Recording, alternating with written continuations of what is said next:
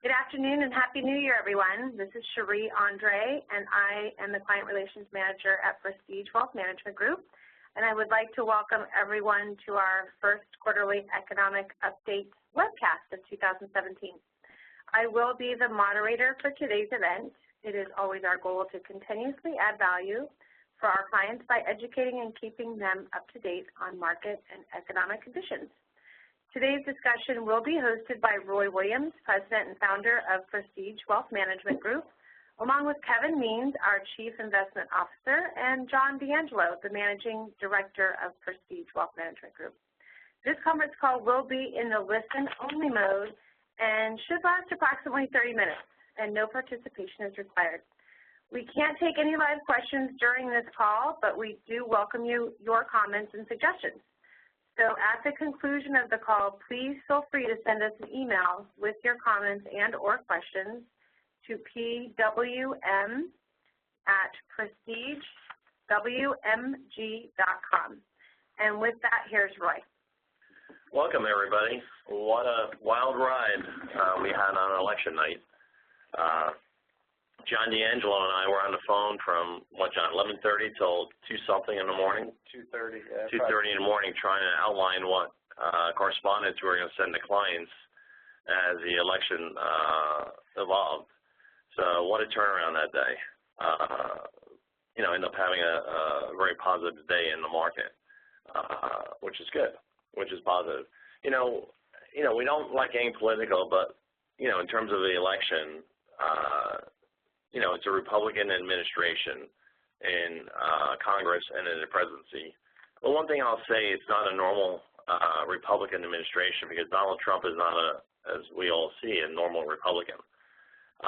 So, again, I don't think anything, and I think we agree on this, anything that's bad for the country, it'll be difficult for him to push through just because it's a Republican Congress. So we're going to discuss some things that will be very impactful if he's able to pass with our Congress and working together. We're going to discuss today 2016 year-end recap, stocks, bonds, and interest rate hikes by the Fed. And then we're going to talk about it in terms of outlook. And, again, tax preparation season is around the corner. So, again, please make sure you get all your stuff together if we do your taxes, and if we don't, and you'd like us to, contact Prestige Wealth Accounting Group. Just call into Cherie. In terms of a recap, in terms of the markets, the best slide to look at is the valuation slide. And really, Kevin, this shows really what happened in the market. It wasn't that, earnings were tremendous. It was really that we had an expansion of the price-earnings ratio. That's right. Earnings have been depressed recently because of what's happened in the oil sector, and that's held them back, although earnings have come back a bit, and the prices have come up some. They're a bit above average, certainly, but not so high that it's a red flag. Yeah. And, John, as we were talking in terms of, if some of the, if we can just we were all talking as a team, if we can just pass that one bill to repatriate the money that's overseas, that's a huge stimulus to the economy. Yeah. Right, John, in terms of... Yeah, I mean, the anticipation would be that a good deal of that money coming back into the country would be used for stock buybacks, dividend hikes, and potentially special dividends for U.S. corporations that are holding this money abroad, which, of course, would lead to asset prices to float up. And I think we've seen asset prices over the course of the fourth quarter anticipate some of that, and which is probably why we've seen some expansion in the price-to-earnings ratio as well. Yeah, and as Ken was saying, oil is participating now on a positive side a little bit, with oil getting above 50, where it was a negative contributor to earnings. And I guess it makes up, the sector makes up about 8%, 9% of the S&P. So to have positive earnings versus negative earnings, is a nice contributor. But, everybody has to realize in terms of in anticipating something being done. If it doesn't get done as quickly as they want, or if everything doesn't get done, there could be some setbacks here. Sure, absolutely. I mean, it certainly can lead to some downside risk if, in fact, either the tax proposals aren't as vigorous as proposed. You know, if the infrastructure bill that's been discussed is smaller than proposed, or in fact, you know, some of the other things that they've talked about, or at least there's been some rhetoric about international trade. If some of those things come to pass, certainly there can be some volatility. Yeah, just so everybody understands, I don't care if you're a Democrat or Republican or independent, tariffs are not good. You know, a lot of experts and economists will say that was a huge contributor to the Great Depression, because now we put tariffs on China's goods and services. Now we have inflation rise up significantly. Now China puts tariffs on our goods and services, and we don't sell into their country or just block us from selling. You know, and that happens around the world. It's really not good in terms of we're a world economy now, and we're a world trade organization, and you know, hopefully, you know, it's really a fine line there in terms of being protective versus really hurting the economy. But again, people are anticipating a lot right now, and you know, our view is, and it'll be in the newsletter that's going to come out, is that one thing, just getting that money back in the U.S. And people don't realize it's trillions and trillions of dollars. It's not a couple $1 trillion. You know, I know some small microcap companies that have $100 million overseas. That's significant. That really is. And they're doing it for tax reasons. We have the second highest tax rate in the world, next to Japan. And we know how well their economy has grown in the past 25 years. So, again, as Kevin said, I don't think, you know, it's a concern right now in terms of the PE being above the mean, but, you know, we're going to continue to watch that as, you know, our Congress meets. And a couple of things. Congress does agree with lowering corporate tax rates, Democrats and Republicans. So, again, that I think has a very good opportunity to get passed pretty quickly to, you know, get that money back in the U.S. But you look at the other price to book, you look at some of the other ratios, we're really not that far out of whack out of historical norms. So, again, a lot will depend upon what we see happen from a tax standpoint. And even as we, you know, Kevin mentioned the infrastructure spending.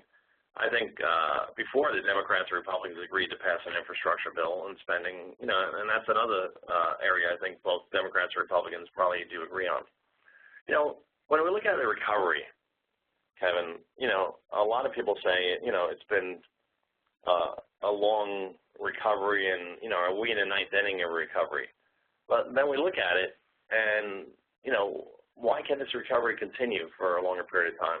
Well, it could. We don't know how long it will last. I think the main point, though, is from a standpoint of evaluating it relative to other past recoveries, is it's been weaker than average. It's been, you know, as we see in the graph being shown, decidedly weaker. And part of the reason the market has rallied is that there's, you know, some expectation that economic growth might strengthen, productivity might improve if things like regulations are lessened a bit, perhaps if there's a good infrastructure spending program that might help. There's a lot of hope for, you know, improvement on that. I guess we'll wait and see. Who knows?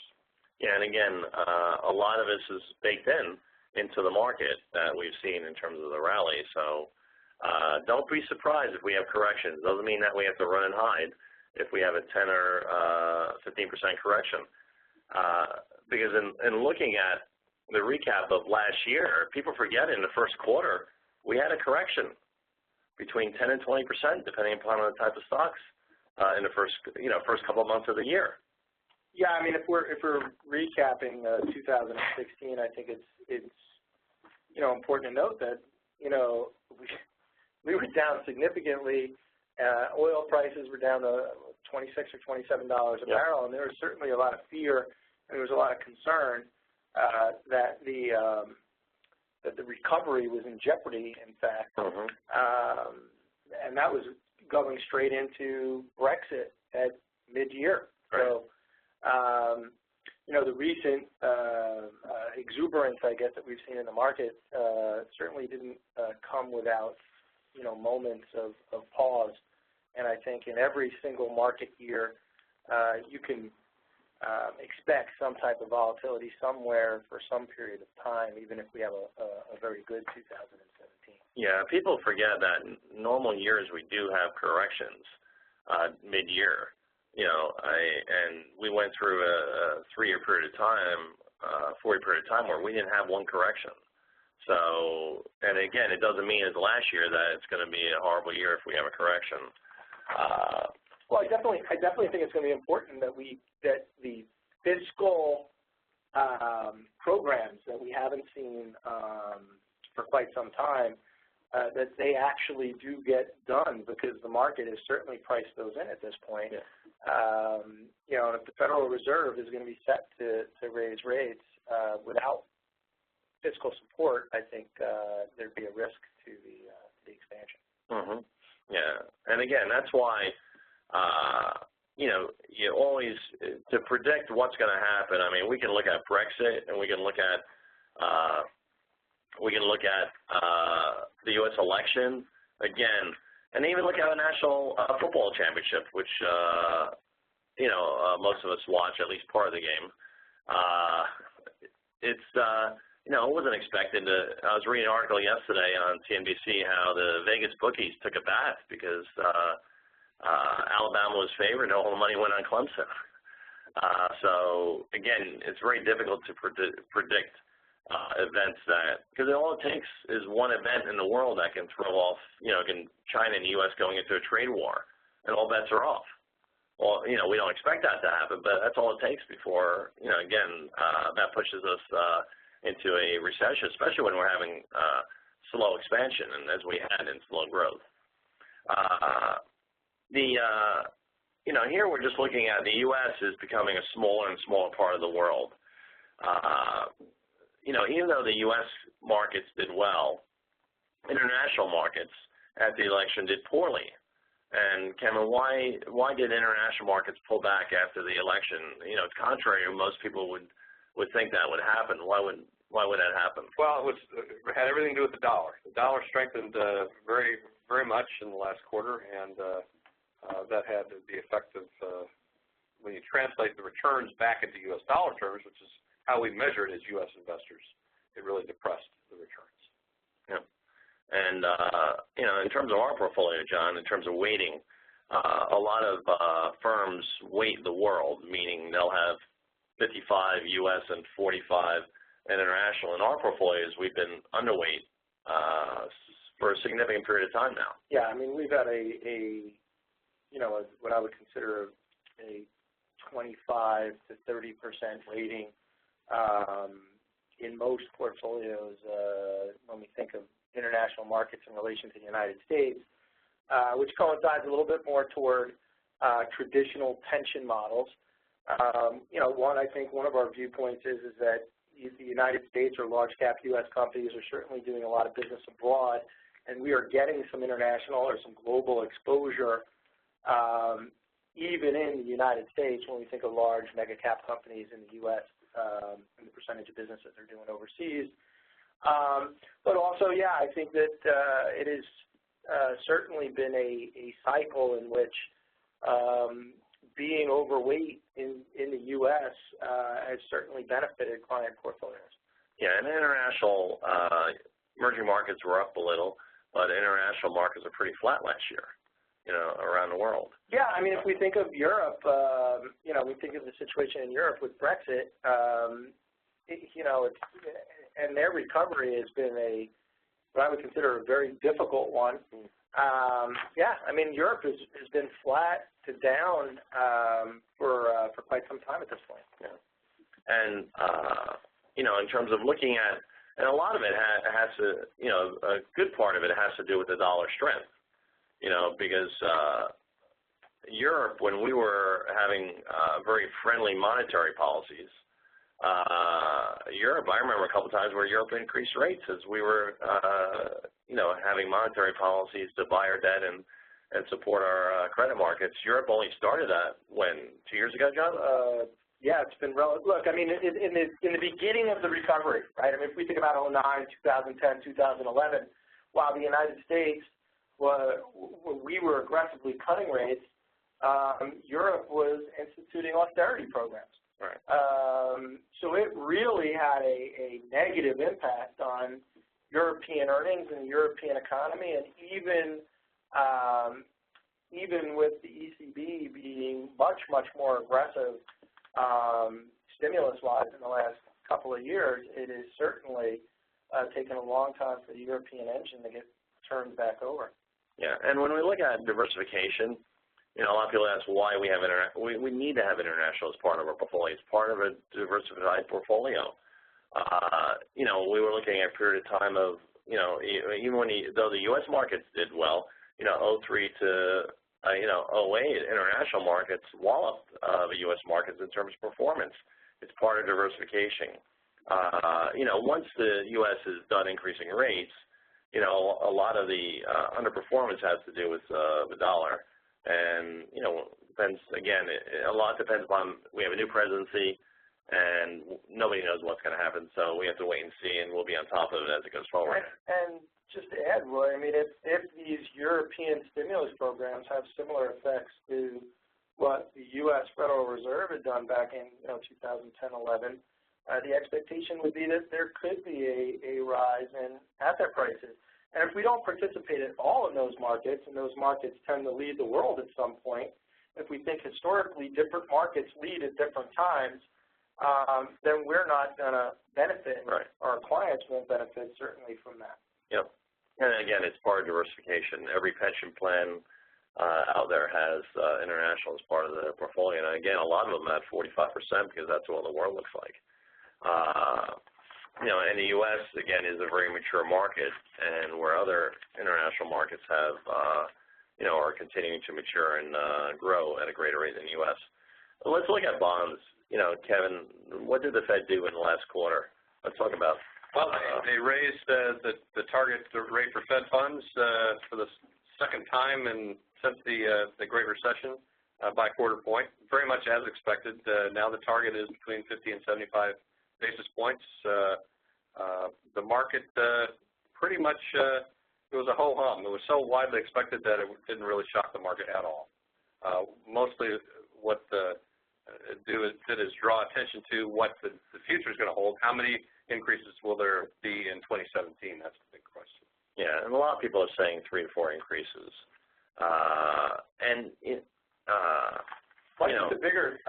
I think the bigger story when we think of bonds in 2016 is that since we went post-Brexit in the summer and the 10-year Treasury yield cratered down to 1.35%, we've seen the 10-year Treasury yield move up, a full percentage point plus in a very short period of time, and I think that's certainly impacted bonds portfolios in the second half of the year. Absolutely. Yeah. Bonds have, it's part of diversification is having bonds. What we've done to protect clients is we're a little above a 3-year maturity on bonds. Again, we're trying to keep our duration shorter to protect clients' clients' portfolios. But again, we need that as part of diversification and protection. I mean, I can go back and look at history back to 1925. We have a book here, and bonds can and will lose money. But once we believe rates are done going up, we'll extend our maturities and go out longer, and clients will benefit from that. Yeah, and when we think of it from a risk perspective, a really bad bond market like the fourth quarter of 2016, your bond portfolio might be down 3, 4, 5%. When stocks have a very difficult time, they go down 30, 40, 50%. Right. And if we don't have an allocation to fixed income in a portfolio during those periods of time, then where's the ballast? Where's the protection in a client's portfolio? And inflation, you know, it's funny to have discussions about inflation. It depends if you're from 55 to 65 and retired, you have a very significant inflation situation because of healthcare, the impact and what's happened to healthcare costs for you. I was told by a client recently, husband and wife paying almost $30,000 because they travel internationally, you know, once a year on vacation, so they need to plan that they cover it out of the state and everything else, and you know, they're having a difficult time from an inflationary standpoint. So, you know, when we talk about inflation, real inflation, you know, if we take the yield minus inflation rate, I mean, it's real yields are not much right now, but again, anticipation is yields are going to go up as rates move up, which again, clients benefit because now they're getting better returns on their bonds, you know, better interest rates on their bonds, you know, better CD rates. But again, it takes time to really show up in the monetary system. Your CD rates aren't immediately going to go up if they increase rates 1% next year. Your CD rates aren't going to go up immediately 1%. Again, it takes longer. No, and I also think it's important to note that, you know, when you think of your financial institution and the banks that you deal with, you know, historically those banks charged fees on a lot of those accounts. And for a very, very long time, financial institutions have been waiving those fees because interest rates have been zero. So I think a lot of banking institutions also have been very interested in reapplying some of those fees to those interest-bearing accounts. So it's one of the reasons why we haven't seen, you know, money market funds or you know, or very, very short-term instruments move up in pricing. Now, municipal bonds are a little different here, and the point of this slide is to look at that the municipal bond interest rate is higher than the treasury rate, which doesn't make any sense. It's going to be difficult for our new president to get everything done from a tax cut standpoint, but municipal bonds took a hit anticipating they were going to cut taxes in terms of the, even if they cut the top rate, I mean, municipals are still tax-free versus treasuries are taxable. So right now they're selling at 1.8%, so for every dollar you invest in municipals, you're actually getting a better rate of return than you are in government bonds right now. That's, as you see, historically, that's not the norm. Again, munis aren't tax-free. The initial shock about the Trump election, presidential election, you know, has hurt munis way more than corporates and governments. Where corporates were up a couple percent last year, the index was up a couple percent, munis actually lost money last year. And nothing happened to the bonds themselves, but just, again, anticipation of the tax cut. So I just want to point out, munis are still a great investment as part of a diversified portfolio. Again, a lot of it's been an overreaction, and at some point that comes back. Yeah, especially if the tax proposals aren't as vigorous as anticipated, right? So, you know, I think the incoming administration has some thoughts about how much they want to cut taxes, but that may or may not come to full fruition. So if there's any type of compromise in the final bill, munis might in fact rally from here. Yeah, very much depends on what that top bracket is. Yeah, there's a lot of talk between the House and the incoming administration that they'd like to consolidate the three tax brackets for federal income taxes. And right now the talk is centering on a top bracket of 33%, which would be down quite a bit, about 6.5% from where it is now. All right. But who knows? You know, that could change. But again, we're in New Jersey, and it's very beneficial for somebody to have munis because 33 plus 8.9, I'll call it 9. That's 42%. You know, increase in income by having municipals because of tax benefits. You know, Kevin, the Fed. You know, if we look at the forecast, it's funny looking at this because the Fed was projected to increase rates, you know, 4 or 5 times this past year. But the challenge is during election year, the Fed doesn't want to have a big impact in the election and that holds back during an election year the Fed from doing a lot. Now the election's over, and we can argue, how great the economy is. Is it good? Is it poor? It depends really where you are and the type of job you have and how you feel.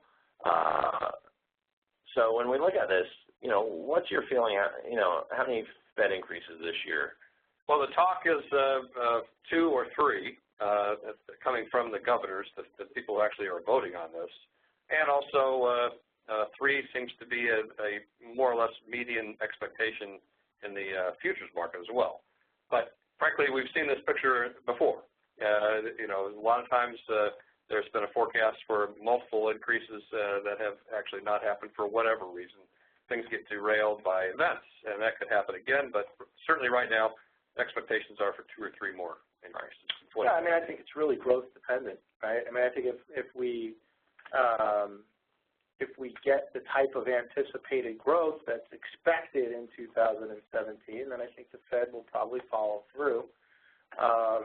And I think the forecast would come to fruition. But, to Roy's point, if there's some type of potential trade war or tariffs that end up being raised that might slow growth in an unanticipated manner, that might give the Fed pause, and we may see a much slower or lower federal funds rate than anticipated currently.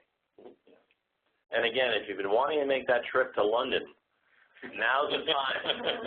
We laugh about it, but with the currency, London is still expensive to go there, but it's very inexpensive compared to what it used to be. With the, over 20%.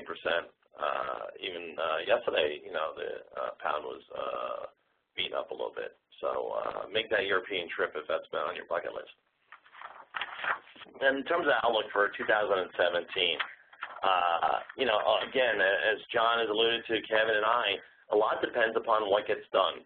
Again, my hope is concentrate on one thing, getting back that money into the U.S. and in the future disallowing people, it's funny, we have a couple clients that's their job, that's what was their job at their companies, was to help, plow money overseas and avoid taxes. So, if we have the ability to do that, that will be a nice stimulus that will help. And again, energy prices stabilizing around 50, that's good for the world. It's great if we pay $1.80 or $1.70 at the pump for gas, but that's not good for the world. $50 oil is, I think, better for the world to be at, and it seems that's where we're staying at right now. So again, looking forward, we expect to have volatility this year, but if that money comes back to the U.S., we should have a good year as long as we don't have a trade war in the U.S. markets, because the P/E ratio will go down, as we go even next quarter, this coming earnings based on oil stocks.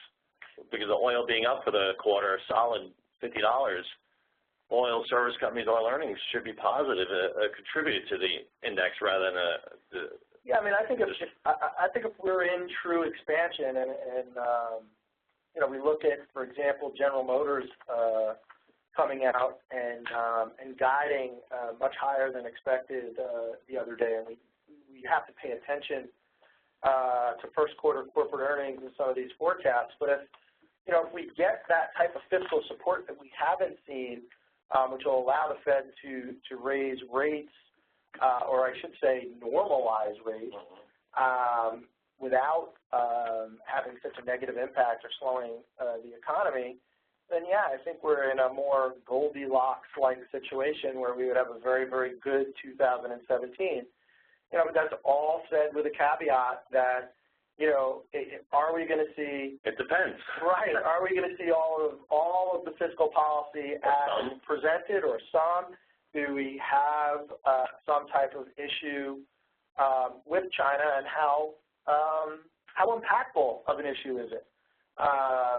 Is it an all-out trade war? Are we looking at border taxes?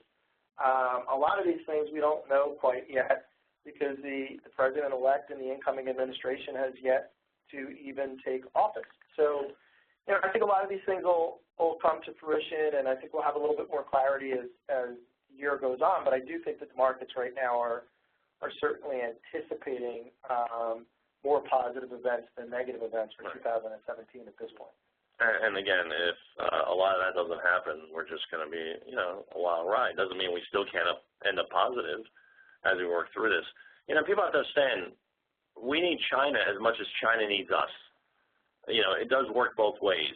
I mean, China does need us. I mean, we consume more goods than the rest of the world combined, significantly more. So, and, you know, it would if they destroy us, it destroys themselves also. And, you know, they can't do that to themselves. So just hopefully the administration, they can work through some of the issues to where, you know, we're both happy, you know, to some extent. It's never going to be a panacea. It's never going to be perfect, but just so we don't start, you know, trade wars. That never works in history.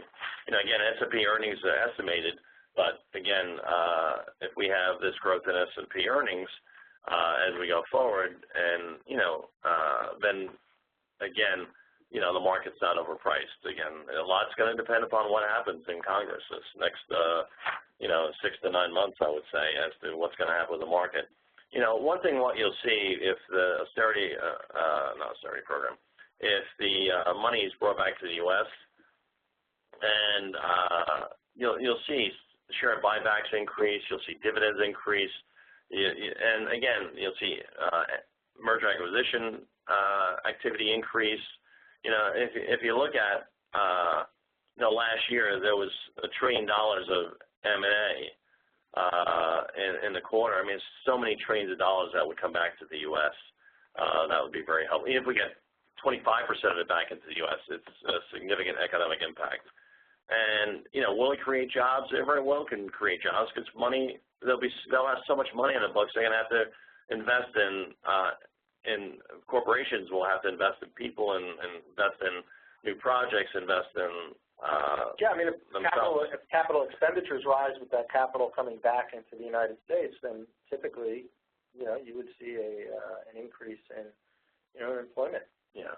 But again, all this being said, we have to remember as the U.S. we have a $20 trillion with a T dollar deficit, and at the current rate is $500 billion deficit annually at the current situation. And so, again, it's going to be a challenge. It's a balancing act as to what you pass and what you don't pass because we cannot, you know, have a $30 trillion deficit, you know, as we go forward. And you have to understand, as the Fed increases rates, what happens to our debt servicing costs? And government bonds are the majority short and long term. Yeah, they're all over the place, but a lot of it is short term, and if the rates go up, that debt service cost goes up. Right, right. And you have, I'm a boomer. I think John may be a little bit young to be a boomer. Kevin's a boomer. But all us boomers is 10,000 of us every day going on to Medicare and Medicaid. And on Social Security, you probably have 30,000 people a day because people apply between 62 and 70. You know, you need a scientific calculator to do the numbers of what's going to cost the government annually for new people going onto the system, you know, just from retiring. So again, there's a balancing act here. So, you know, hopefully Congress works together. You know, as I keep saying, work together. It'd be nice, right? You know, in terms of bond yields, this is a longer term, but it's, you know, bond yields have expanded, which is positive, which is projecting, meaning the difference of yield between a 10-year and a 30-year Treasury, even though it looks narrow, is, you know, starting to expand, right, John? Yeah, I mean, I think what we're seeing is the yield curve, at least recently, steepen. Some of that has to do with the fact that there's some anticipation around further Fed rate hikes, and I think there's also some anticipation around stronger than average growth. And we've seen certain sectors of the marketplace start to exhibit, you know, from a pricing standpoint, an anticipation that we'll see the yield curve potentially steepen further. And with that, we very well could have some inflation. You know, what does that mean? It's not going to be inflation as we had in the 70s and 80s, you know, but, you know, you may see it pop to 3% or above in terms of an inflation rate. And that happens, and that's positive because that means we're having a strong recovery. Well, and I think also that, you know, the bulk of the policy discussion that we've heard is almost all inflationary. Right. So, you know, certainly the anticipation is that we're going to get stronger inflation based on policy. Right. But before I close, I just want to say, don't be surprised if your earnings are a little bit weaker this quarter, just because of the dollar strengthening. Right. We were discussing it as a team before. You're going to corporate earnings. You know, maybe a little bit weaker than expected because of the, you know, dollar gaining about 4 or 5%. And as we saw that chart, you know, it's interesting, 45% of the world is the U.S. U.S. corporations, it's about the same, their revenue comes from overseas. You know, in terms of 45% of the revenue comes from overseas. So, and it's kind of a double whammy because not only is there the effect of translating the foreign earnings into the U.S. dollar at a lower rate, you know, lower value because of the strength of the dollar. But then, you know, a second order effect, but one that's very important, is they may actually sell less physical goods because the prices are higher. Yeah, our goods and services become more expensive. Yeah. So again, with that, I'm going to hand it back to Cherie to close out. Again, we appreciate working with everybody and the opportunity to work with you in the future. If you have any questions, please email us at Prestige, WMG, at Prestige, you totally got me out. PWM at PrestigeWMG.com. Thank you, Roy. And again, we thank you for joining us on this webcast, and we look forward to continuing these series of calls with you in the future. We really do appreciate your feedback, so please feel free to send us an email. We would like to remind everyone that it is tax season is on the go. It started, and we would encourage you to make your tax appointment sooner rather than later. You can feel free to call me at 908-583-8603. That's my direct line, and I can get you scheduled on the calendar. In addition, you'll see there that we have saved the date for May 17th. We are welcoming back world-renowned economist Milton Ezrati to give us his take on the current economy. And more details will go out to you as the weeks come closer. From all of us at Prestige, please enjoy the rest of your day, and thank you for joining us.